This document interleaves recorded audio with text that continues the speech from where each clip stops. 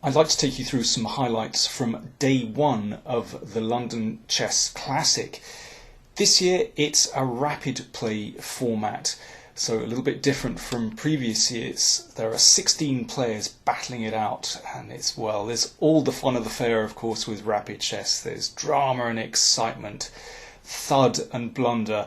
There were quite a few games played yesterday. Now, of course, I can't go through everything, so I've picked out 3 games that particularly caught my attention. The first I'd like to start with is the game between Vladimir Kramnik, from Russia, of course, former world champion, and Jonathan Rowson, Grandmaster from Scotland.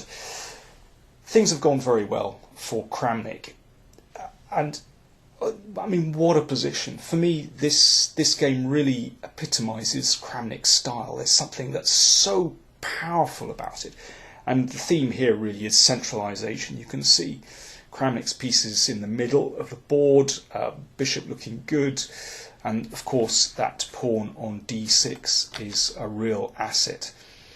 Now, I think many players here would simply exchange queens, and I'm sure that's reasonable for white, but it's very interesting to see what Kramnik played. He really kept the pressure on by just retreating his queen, because he has designs on this square. He wants to put the queen here, which will assist in helping that d-pawn forward, perhaps. Let's have a look. So Rowson retreated, and first g5, again a really powerful move. You know, the fact that Kramnik has advanced these pawns are in front of his king doesn't mean actually the king is weaker. That bishop does a really good job of protecting the king, but those pawns guard very, very important squares, of course, in this case f6, and they really cramp black's pieces, including black's king, actually. So now the queen comes in. Of course, if this is exchanged off, then the pawn will get a step closer to the queening square. But it's very, very difficult to suggest any kind of move for black here. So passive now. Rowson retreated the knight here, and now c4. So Kramnik just turning the screw here. He doesn't need to prove too much. His pieces are just so well placed. And of course the threat is just to advance again, and then this pawn is vulnerable. So Rowson played the knight up, but this allows a very thematic sacrifice, just opening up black's king. Let's see how the game finished. So, well, the king doesn't have many options here. It all amounts to the same thing, and the queen just nudged back. This is really nice technique. So now simple threat to check and to start cleaning up here. So the king has to come back, and now a winning tactic. Bishop takes c6, and it's all over, because black can't allow the bishop to nudge back. That's the end for the king, so Rowson took. But this is the point. It's a simple check and double attack on king and rook, and now there are 2 connected pass pawns. It really is the end. Rowson exchanged, often exchange of queens, which was accepted, but now those pawns are simply rolling through. Now that is real power play chess from Kramnik. Kramnik had a good day.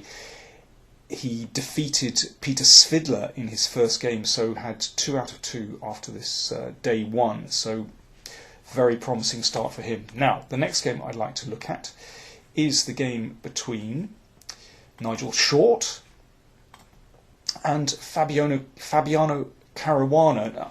I'm very interested to see how Caruana plays in this tournament.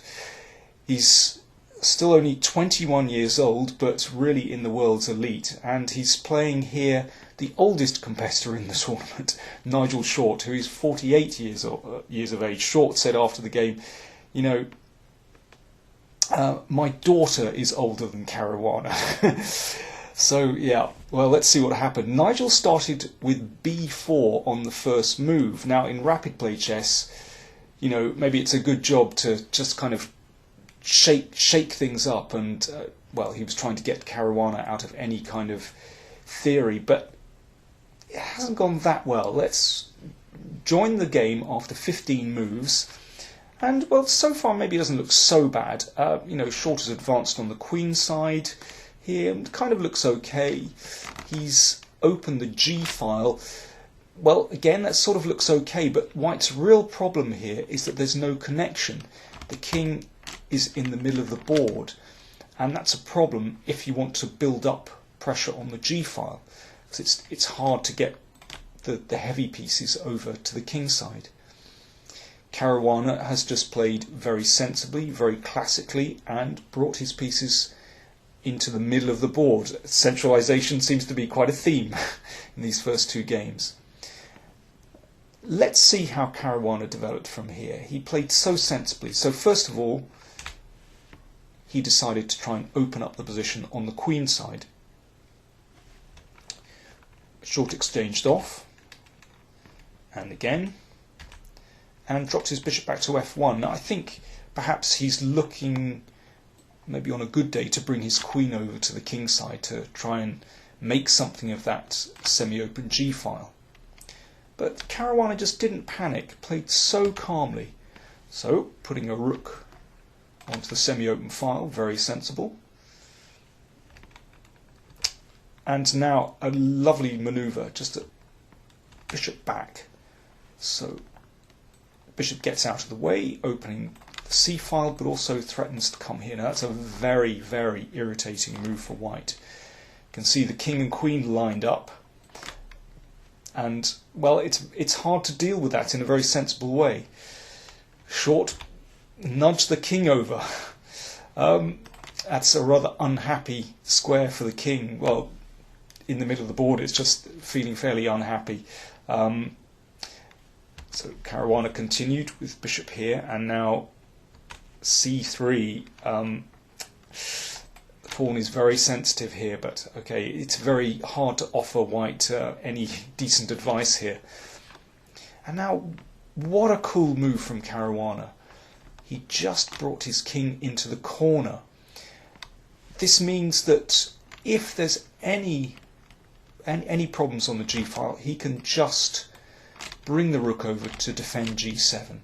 There wasn't an immediate threat, but he's just playing very safely. He realises that Short just can't undo the damage that's been done to his position here, and he can't solve the problem of his king very easily either. So, very calm move from Caruana. He appreciates that he has the time.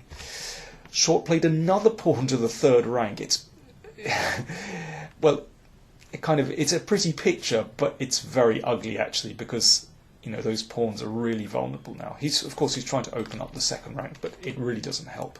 And d4, excellent move from Caruana. Short made his mate threat, which Caruana dealt with very, very easily with this move rook g8. And now Short is in huge trouble. Very nice manoeuvre. Little idea from Caruana, giving up that d-pawn just to bring the knight in to attack here. And now it's all over. Very simple. Now the queen comes here, and there is no defence to this check. And, well, Nigel Short was a gentleman. Of course, he saw what was coming and decided to put an end to things very quickly and constructed a self-mate. He played the bishop here. Of course, he'd seen this, allowing checkmate in one move. There was really nothing more to be done, so he constructed something artistic. Caruana had a very good day. He defeated Emil Sutovsky, strong Israeli grandmaster in round one, in game one. So he ended the day with 2 wins. Now, the final game I'd like to look at was great fun. It was the game between Luc McShane from England and Andrei Istratescu, who represents France, and was one of the qualifiers from the Open tournament. I think this game shows Luc McShane's great instinct to attack. He had the white pieces here. I mean, it doesn't seem to be a huge amount going on. Well, at least from white's point of view, not much going on. Black is threatening something. Black is threatening to take here and take on h2, and that's a little bit uncomfortable. But Luc had seen a nice idea. He wanted to exchange off this centre pawn for Black's pawn at the side of the board. Now, usually, there we go, he's taken on h7. Now, usually, it's better to keep your centre pawns. Normally, trading a wing pawn for a centre pawn is perhaps not such a good idea. You know, these pawns give black some control over the centre, but McShane has these squares pretty well covered, so those pawns are under control. But he said after the game that he wanted to do this just to give himself a shot at black's king later on. You know, he wanted to weaken black's king position, so he's sensing that there's some kind of attacking chances. And I think, you know, when you're playing rapid play chess, you have to go on your instincts, and McShane's instinct is to attack. Let's see what happened. So Espiritu tries to sort of close that diagonal, but of course that is quite a risky move because it opens up his king a little bit further. So a nice blockading move with the bishop, and Luke brings his rook to a nice open file. This is all good stuff. Who knows? I think this might be a mistake because it does open up this diagonal, but you know, it's hard to leave the pawn there because maybe positionally it's not very desirable, but this one does give McShane some very nice attacking chances. Now the queen comes in. So first of all, we're attacking that bishop, and the queen switches over. Okay, we have an exchange of bishops here. Of course, by this stage, both players down to their final couple of minutes. The time control is rapid play, 25 minutes for the whole game, plus 10 seconds is added per move that they make. But they were down to their final minutes here. And this is already desperate for black because, well, he's trying to stir up trouble on the king side, but, well, Luke just crashes through anyway. Mate threatened here. The rook swings across. And now the second rook is activated. You know, you might be worried about white's king. Actually, because white's pieces are so active, black can't actually get any hit against the king. And now Luke comes up with a really clever idea. Now, maybe this is the simplest way to end the game, to attack g7. That looks pretty good, but this one is very clever indeed. And Espiritu clearly hadn't seen what was coming, otherwise he, you know, might have tried to avoid this. But let's see Luke's idea. So he advances the pawn.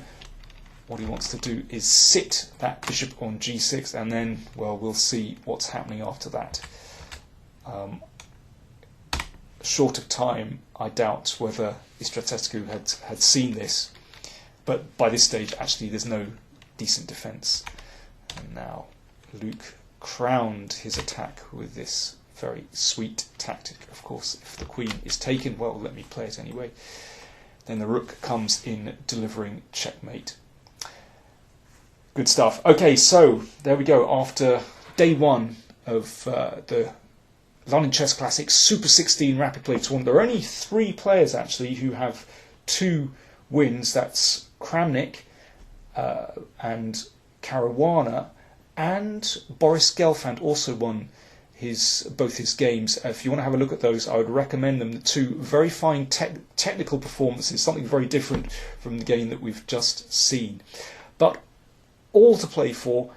Any of the players could still come through these qualifying rounds because it's the football scoring system, 3 points for a win, 1 for a draw. By the way, it's great to see Vishy Anand back playing again almost immediately after his World Championship match. He scored a win and a draw in that first day, so of course he's doing very well indeed. Do catch live commentary on LondonChessClassic.com, and you can also download the PGNs of all the games there. Thanks very much for watching.